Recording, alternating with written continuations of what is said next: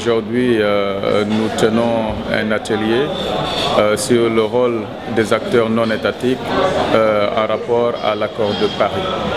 Donc, nous avons eu le plaisir d'avoir durant cette rencontre des représentants des collectivités, des représentants de l'État, des représentants du secteur privé et des acteurs aussi de la société civile.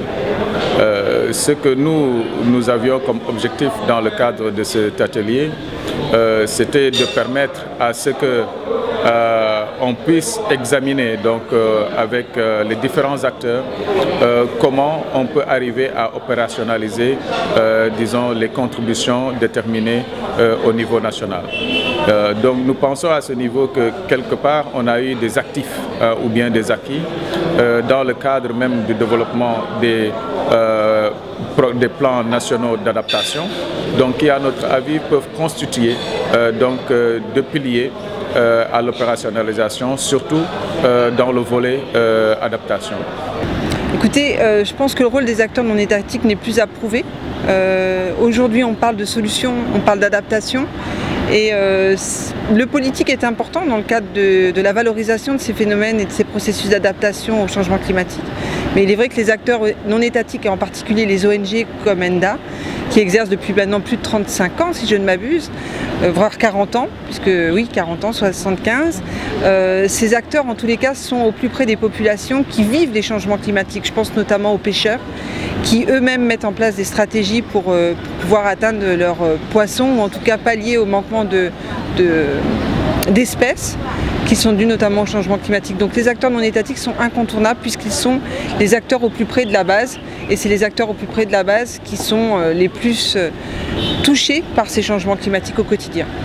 La conférence sur les changements climatiques qui a débouché sur l'accord de la COP21 a pris beaucoup de temps à se mettre en œuvre. Les États ont pris 6 ans à construire cet accord-là, et durant ces 6 années, différentes catégories d'acteurs se sont impliqués en disant que nous pouvons apporter quelque chose de plus pour permettre à cet accord-là d'être le plus ambitieux possible. Et dans ce cadre-là, nous avons vu que beaucoup d'initiatives citoyennes ont émergé, portées par les acteurs non étatiques, par les maires, par les collectivités locales, par les villes, par les organisations de la société civile. Donc c'est un processus qui va également être porté au niveau de Marrakech, donc lors de la COP22. Et dans ce cadre-là, nous souhaitons que les villes africaines viennent avec les initiatives qu'elles peuvent porter au niveau des énergies renouvelables et de l'efficacité énergétique.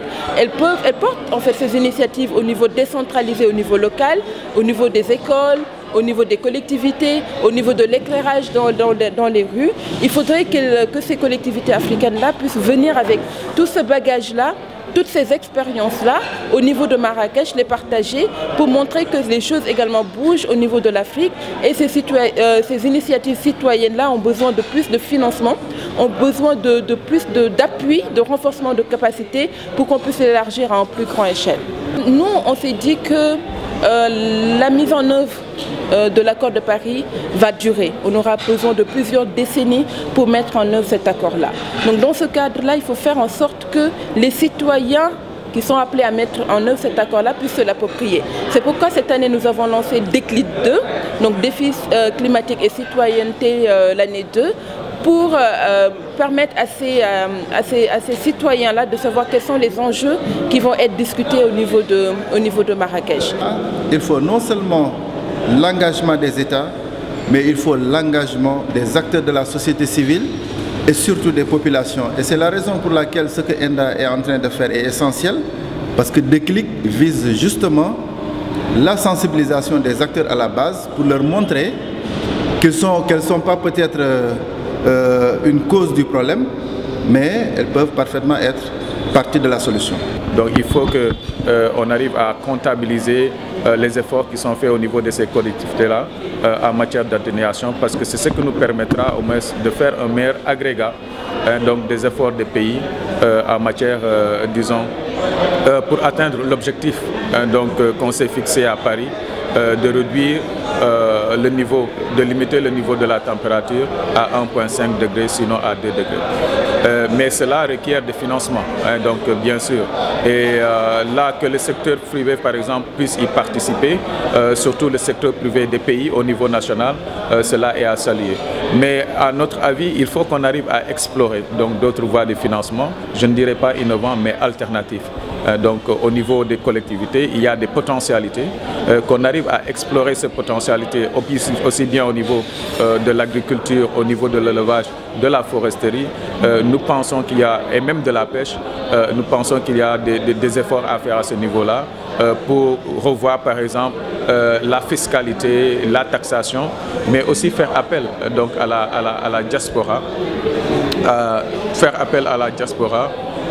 pour financer, disons, ces questions de lutte contre la dégradation du climat. Parce que nous, ce que nous avons compris dans ce processus, c'est que la lutte contre la dégradation du climat est un volet donc, qui doit nous mener au développement des localités et au développement des pays.